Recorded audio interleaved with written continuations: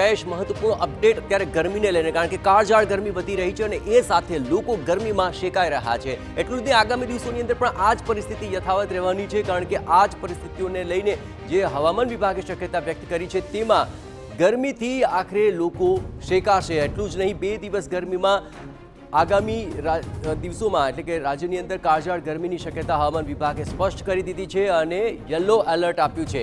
સૌરાષ્ટ્ર અને કચ્છમાં હીટવેવની આગાહી છે। અમદાવાદ અને બનાસકાંઠામાં રાત્રિના સમયે પણ ગરમીની આગાહી છે, જ્યાં આજથી તાપમાનમાં 1 થી 2 ડિગ્રીનો વધારો થશે। અમદાવાદમાં મહત્તમ તાપમાન 41.1 ડિગ્રી નોંધાયું છે।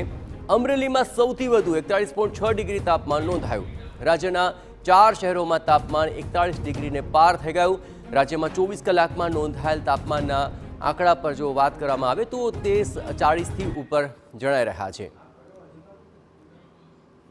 તો અમદાવાદમાં 41.1 ડિગ્રી તાપમાન છે। ગાંધીનગરની અંદર પણ 41 ડિગ્રી તાપમાન નોંધાઈ રહ્યું છે અને આગામી દિવસોની અંદર પણ હજુ તાપમાન ઓર વધી શકે છે।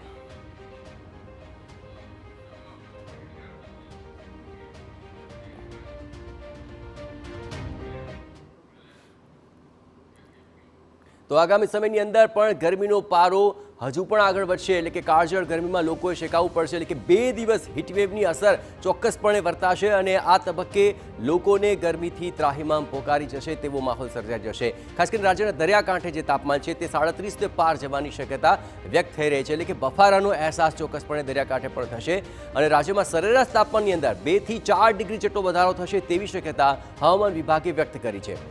ગુજરાત સહિત 3 રાજ્યોમાં તાપમાનનો પારો 40 ડિગ્રીને પાર થઈ જશે, એટલે તેના પરથી જ ખ્યાલ આવી શકે છે કે અન્ય રાજ્યોમાં પણ તાપમાનનો પારો ઉપર જઈ શકે છે। ખાસ કરીને અલ નીનોની વિશ્વના વાતાવરણ ઉપર જે માઠી અસર થઈ રહી છે તે અસર સીધી રીતે આ રાજ્યો ઉપર પણ દેખાશે।